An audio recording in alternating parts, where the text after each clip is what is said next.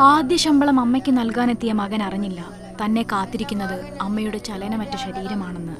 മൃതദേഹത്തിനരികെ നിന്ന് പൊട്ടിക്കരയുമ്പോൾ നവനീതിനെ ആശ്വസിപ്പിക്കാൻ ചുറ്റുമുള്ളവർക്ക് കഴിഞ്ഞില്ല. അച്ഛനും അമ്മയും അനിയത്തിയുമുള്ള തന്റെ കൊച്ചു കുടുംബത്തിന്റെ വിളക്കിനെയാണ് സിസ്റ്റത്തിന്റെ അനാസ്ഥ ഊതിക്കെടുത്തിയത്. കോട്ടയം മെഡിക്കൽ കോളേജ് ആശുപത്രിയിൽ മരിച്ച ബിന്ദുവിന്റെ മകൻ നവനീതിന് കഴിഞ്ഞ മാസമാണ് ജോലി ലഭിച്ചത്. അമ്മയുടെ ആഗ്രഹസാഫല്യം. പക്ഷെ അത് കാണാൻ ബിന്ദു കാത്തുനിന്നില്ല. അനിയത്തിയുമായി ആശുപത്രിയിലായതിനാൽ ആദ്യ ശമ്പളം അമ്മയെ ഏൽപ്പിക്കാൻ മകന് കഴിഞ്ഞില്ല. കുടുംബസ്വത്തായി ലഭിച്ച 5 സെന്റ് സ്ഥലത്ത് പണി പൂർത്തിയാക്കാത്ത ചെറിയ വീട്ടിലാണ് ബിന്ദുവും കുടുംബവും കഴിഞ്ഞത്.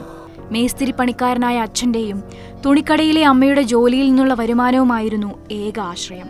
കുടുംബത്തെ കരകയറ്റാനുള്ള നവനീതിന്റെ ശ്രമങ്ങളുടെ ആദ്യ പ്രതിഫലം കാണാതെ അവന്റെ അമ്മ മടങ്ങി.